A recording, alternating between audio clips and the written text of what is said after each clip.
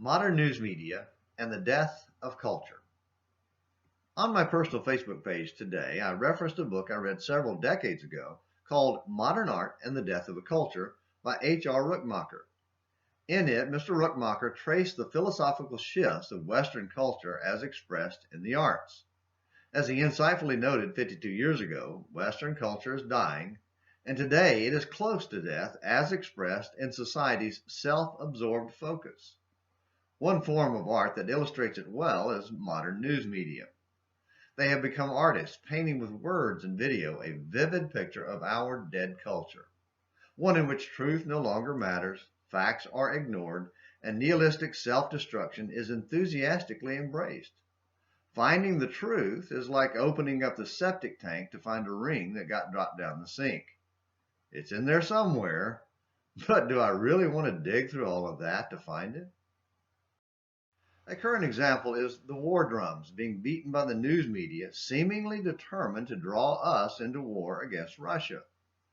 Beyond the fact that Russia invaded Ukraine and that war is awful, deadly, and destructive, I'm not sure what else to believe.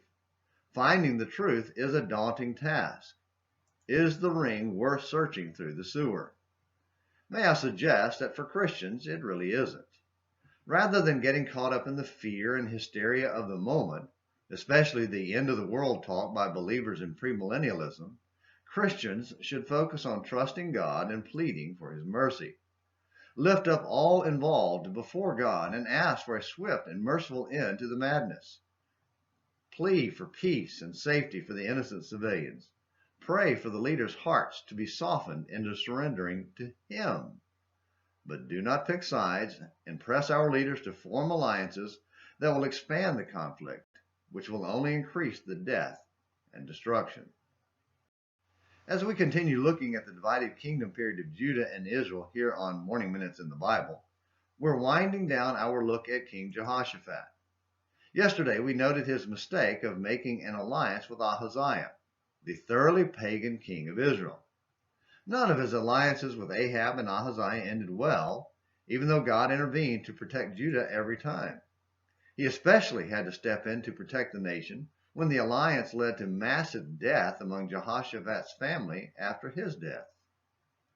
Setting those errors aside, Jehoshaphat was basically a good king. One demonstration of that goodness was his reaction to the first rebuke by God. Instead of sulking like Ahab, Jehoshaphat went to work to shift the culture of his day by turning people to God. He set up a system of judges throughout Judah to ensure the safety and security of the people and trained them in the Word of God. The single defining principle was a fear of God rather than man, no matter who was offended. 2 Chronicles 19, verses 5 to 11. Verse 9 includes this instruction: Thus you shall do in the fear of the Lord, faithfully and wholeheartedly. Christians need to take this instruction to heart. Are we listening? We must shift the thinking in our own heart toward God and the things of eternity. We must stand firm against today's evil culture and not seek to save it by aligning ourselves with politicians and political parties on any side of the aisle. Remember, we are citizens of God's kingdom and must promote His rule. It won't save the culture, but it will save people. Oh, and turn off the news media. They'll just rot your brain.